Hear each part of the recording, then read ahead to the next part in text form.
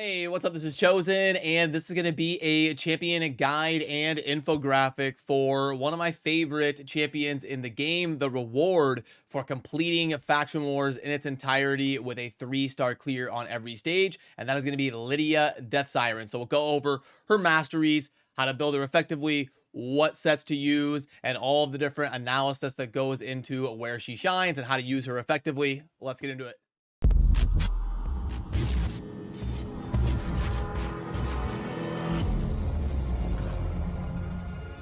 Alrighty, now as always for the champion guides that I do here on this channel, if you would like that HD infographic that we're going to show in the video or the web article text breakdown of what you're going to see in this video, I will link to it for you down below in the vid description and also the pinned comment. But okay, Lydia Deathsiren. Now, Lydia Deathsiren is a very special champion here in Raid. Now, one thing that you definitely want to note is you cannot get copies of Lydia Deathsiren. You'll see here if you navigate into the summoning pool that it says that the following champions cannot be summoned from any shard, and Lydia is literally the second champion that they list. So in order to get Lydia, what you have to do, the only way to get Lydia, is to go into Faction Wars and then keep track here of this bar on the bottom, and you'll see over on the far right of the screen, once you get 3 stars on every single stage, you're able to acquire Lydia and you'll be able to claim her down here below on the bottom right. Now that also means if you'd like to empower your Lydia and get some of those +1 bonuses like I have here on my Lydia, you're going to have to use copies of Visix the Unbowed. Now, Visix is probably not as trash as the community makes her out to be. She's a decent progression champion, but she's nowhere near the same atmosphere as Lydia, in my opinion. So if you would like to use duplicate copies of Visix, there's nothing wrong with that for empowering your Lydia. I did it once, but one thing I would definitely recommend is that make sure under your faction guardians that you're getting some of those levels and bonus stats of your dark elves before you go down the route of throwing a bunch of Visix into a Lydia or something like that. But okay, as far as analysis for Lydia, she is going to be a Dark Elf Void. Legendary Dark Elves are one of the top 3-ish factions in the game, and Lydia definitely does not disappoint in terms of being a reward for finishing Faction Wars. If we look at her base stats, everything is pretty solid. The base HP of almost 21k. The base attack does not matter at all. She does scale with attack on her different abilities that hit. Her A1 and her A2 both do damage, but we are building her as a full-on utility champion. We're not worried about scaling a bunch of crazy damage stats like you're building a Trunda or something, so don't worry about the base attack. The defense, pretty solid for support, almost 1300. Speed of 110 is great. I like that. And the base resistance of 40 is really nice. Now, it is a little bit unfortunate that her accuracy is 0. It would have been great to have her get 10 or 20 accuracy because Lydia does need a ton of accuracy to be viable as a champion. You're going to want to use her in places like the Hydra or maybe even in like tag team arena. So you do want to get her built with that like 500, 600 accuracy. So it is a little bit rough that her accuracy base is 0. But okay, then for some kit analysis, some of her stuff's going to get a little bit wordy, but I'll do my best to break it down for you here. The A1, we're going to attack one enemy, and we can book it up to a 100% chance of placing the fear debuff for 1 turn. And then we also can book up a 100% chance of placing a poison sensitivity for 1 turn. So you get both CC and also making some poisons tick a little bit harder if you're doing those dragon runs and stuff like that. But then we also have a passive effect here, which is attack enemy champions with this skill whenever they place a CC debuff, basically like the freeze, the stun, the stuff like that, the petrify from champions like Mithrala on any ally. So if you have a champion that gets stunned, then Lydia is going to run in and hit them with an A1 that can also place a fear on them to possibly CC them if RNG is in your favor. So you're just going to be constantly getting those effects if champions on your team are getting CC'd. So the number of attacks increases according to how many debuffs are placed at one time. 1 attack for each one of those CC debuffs, but it doesn't include provoke, most notably, which is very common in like the arena. The first attack will target the attacker, and the extra hits will attack random allies, can only attack each enemy once. So it's just a really nice, like that would be kind of cool as a passive ability, just to get like a passive effect like that on a default. That is insanely cool, and it definitely ups her value to be constantly popping off those random little fears and poison sensitivities. And then for the A2, this ability is absolutely ridiculous. You've got an AoE that can be booked up to a 100% chance of placing the big defense break and weaken.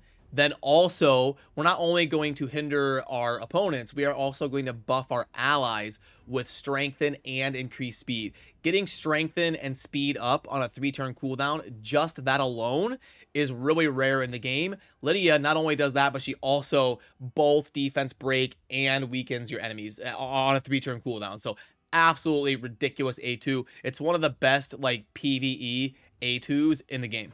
And then here on the A3, this ability is going to be really good for like Doom Tower pushing and clearing, and going to be one of the stronger abilities in like PvP, because what we're going to do is we're going to attack one enemy 2 times, and the first hit can be booked up to a 100% chance of placing that poison sensitivity. And then the second hit, this is the one that really gets them. This is going to place a block buffs and a block active skills for 2 turns, and this books to a 3-turn cooldown. So when you're doing like a Doom Tower stage and you're facing those crazy like Siphies and Mortal Macabres and stuff, you can click on them with your Lydia and nullify them with this A3 and block the buffs and their skills. So all they can do is their A1. And if you've got enough speed, you can kind of pick one target and keep them nullified. So very, very good here, A3 for utility. And then Lydia has one of the more scarce and rare passive abilities in the game, where she can just passively block enemy revives, and it will even work if Lydia is dead.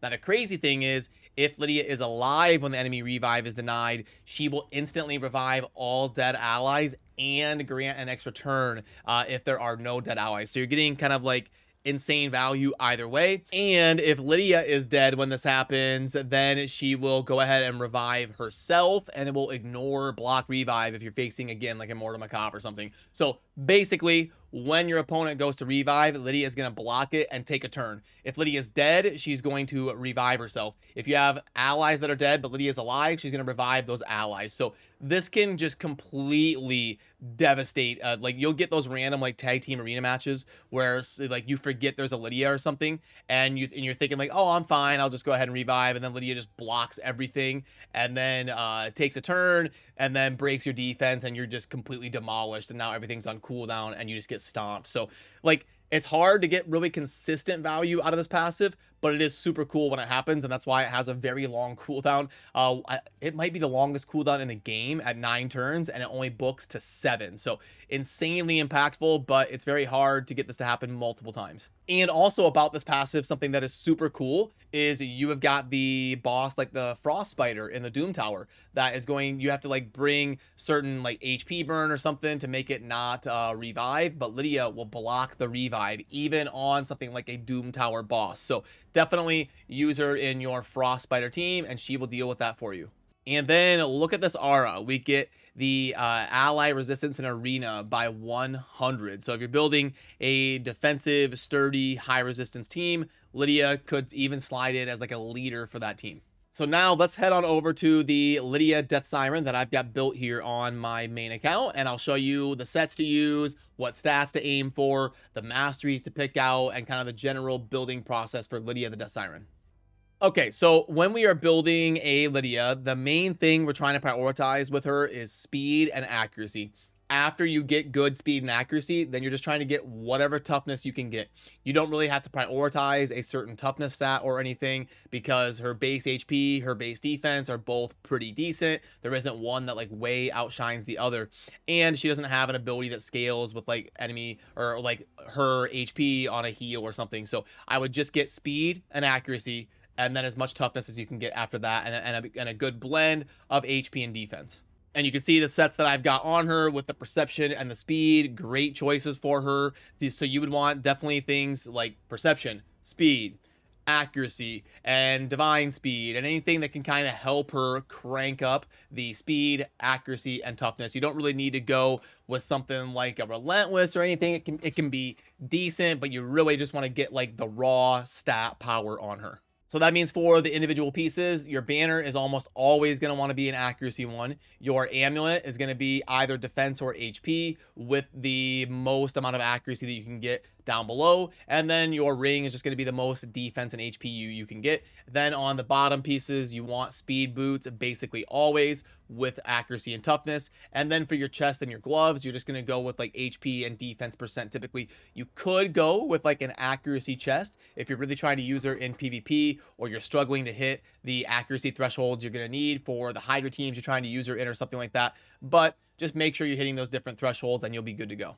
Now, one unfortunate thing about Lydia is she is very well versed. She likes to read. She spends a lot of time in the library. It's going to take 15 books to max her out, but she is very worth the investment. And even the books on her A1 are very impactful, because you're going to take it from 75% to 100 by spending the 4 books there. And you want the 3 cooldowns that you can get between the A2 and the A3, and then you even get 2 more in the passive. So books are very intensive on her, but they are very worth it. You'll end up using Lydia in a lot of different places, so don't feel bad about spending even those 15 books if you got them. Lydia is a great choice for it. Then for the masteries, remember I do have the masteries on my Lydia on the infographic that you'll see via the web post that I linked down below for you. Now, I go with the defense and the support tree on my Lydia. You're definitely going to go with the support tree. There's some amazing masteries for her, like Eagle Eye and Maxter Hexer and Lasting Gifts and all sorts of different great value that she's getting out of the support tree. Then whether you go for the offense or the defense tree is probably going to depend a little bit. Like if you're using her exclusively in PvE content, I could see maybe going offense and support, and then taking the War Master Mastery to help get some extra damage in places like the Hydra. I like to use her a little bit in PvP, and with my build, I really needed that 50 accuracy that the Eagle Eye Mastery gives me over here, with which is boosting me up and getting me closer. But if you don't need this 50 accuracy from Eagle Eye, totally worthwhile to maybe go the offense tree and take War Master, but you just won't be able to scale up quite as good for PvP. Okay, so then where do we want to use Lydia, and where does she shine the most? Now, remember when we were doing the kit analysis, it's actually a good time to talk about this, because I'm actually in an iteration of the Doom Tower when recording this, where the final boss is the Frostbiter, and you can see Lydia in my team. Now, she's so good in the Frostbiter because of this passive right here that is going to say revives Soroth the Frostbiter, and with a full turn meter and everything, if Soroth is killed while not under an HP burn. But Lydia completely mitigates that and blocks this passive because of Lydia's passive that is going to block revive. So you'll definitely want to think about using her in your Frostbiter team. But I mean, really, there's nowhere that I guess I can load up a run and let you see Lydia in action here on the final Doom Tower boss when we're talking. But and Lydia is going to be the one over there on the right that went first and kind of broke all the defense and everything, and then boosted up my team. She is an absolutely ridiculously amazing champion in the Doom Tower, not only for the Frostbiter, but even in some of your like nuke teams. She can pair with a Seer because she does place buffs as well, and she breaks the defense, so she works amazing with Seer compositions. You saw her block the revive right there. So really, there's no content that Lydia is gonna be like terrible in. She's amazing in faction wars, great versus the Frostbiter, great in speed Doom Tower compositions, great in even like slower CC Doom Tower compositions, because you can use her nullification to lock out things like Siphi and Morta Macabre. And yeah, I mean, really any dungeon you can justify using her. She's just one of the most generally useful champions in the game, and that's why she grades out so well in the context of an overall tier list like the one that we have on the website. Okay, now I want you to see this as we get to the end of the final Doom Tower boss here on the Frostbiter, which, by the way, my team takes a ridiculous amount of time because I never min-maxed it to run it fast. I always just clear it once every Doom Tower. But remember that passive that it has right here to revive Soroth when it is not under an HP burn. You can see right now Soroth is not under an HP burn, and let's see what happens here when the boss dies and it tries to revive itself. Lydia is going to completely counter and demolish it. Okay, and there it is, and Lydia with the deny. So very, very good there from or a very good situation there that Lydia can be extremely effective. But she is, I mean, there's really nowhere, like I said, that she isn't effective. So most teams, you're going to be able to find at least some sort of a use for Lydia, which is why on our overall tier list, you can see Lydia grades out as like a top 10 champion here for overall grade, all the way up at an 86, because every area of the game, she's just so good and so effective. Arena, Faction Wars, Doom Tower, Demon Lord, Hydra, I mean, like Dragon, Fire Knight, Ice Golem, Scarcity because of her passive and everything that she brings in one ability with the speed up and the defense break and the weaken and the progression. She would be an amazing progression champion, but she gets a 75 because you don't really get her until you've already finished Faction Wars. So you're already decently endgame. Otherwise, she would be a 100 for progression. So if there is content that you haven't really done yet by somehow, you know, after you finish Faction Wars, she would be great progression there. And she's very endgame viable because you can use her in so many different teams. So yeah, it would mean a lot if you subscribe on your way out, as we are trying to build up and do some amazing champion guides here with HWZ and Cold Brew and Scratch, and produce amazing content here on the channel. And then every link that you will need will be down below. Anything I talked about, like the article and the infographic and all of that, if you would like to access that via the show notes that you see on the video. So I will see you soon in the next champion guide and infographic that we do here on the channel. Have a great rest of your day. Thanks for watching. Peace.